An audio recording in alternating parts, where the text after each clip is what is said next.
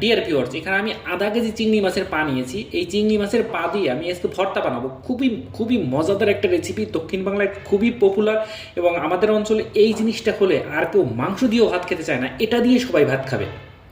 তো চলুন dear viewers, আমরা সরাসরি রান্নায় চলে যাই। এটাকে আমি এখন ভালো করে লবণ এবং হলুদ মেখে নেব। এটা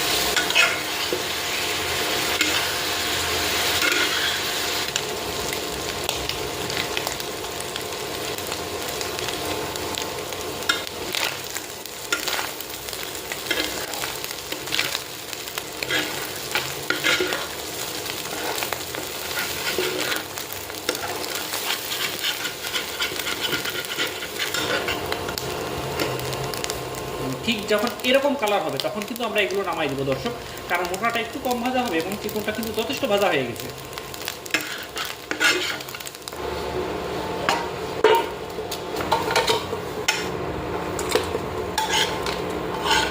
ডিয়ার ভিউয়ার্স, এই হচ্ছে আমাদের চিংড়ি মাছের পা ভাজা। এখন এটাকে আমরা ভর্তা করব। খুবই সিম্পল, কিন্তু খেতে অনেক টেস্ট। না,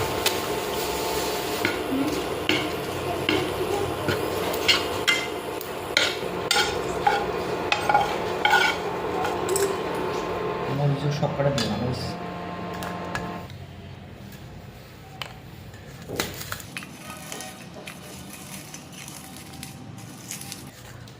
আপনার কাছে এই চিংড়ি মাছের পা যদি লোভনীয় খাবার হয়ে থাকে, তাহলে আপনারা আমাদের পেজ থেকে অর্ডার করতে পারেন, অথবা স্ক্রিনে দেওয়া নম্বরে সরাসরি কল করতে পারেন।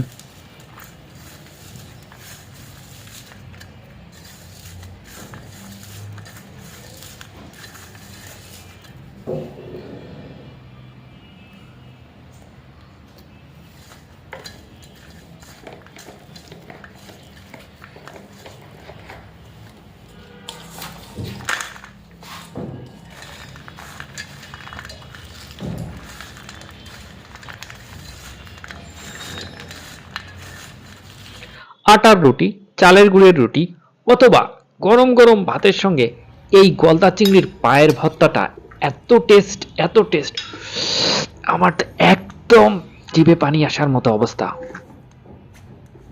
বিসমিল্লাহির রহমানির রহিম। ডিয়ার ভিউয়ার্স, একেবারে সেই রকমের টেস্ট।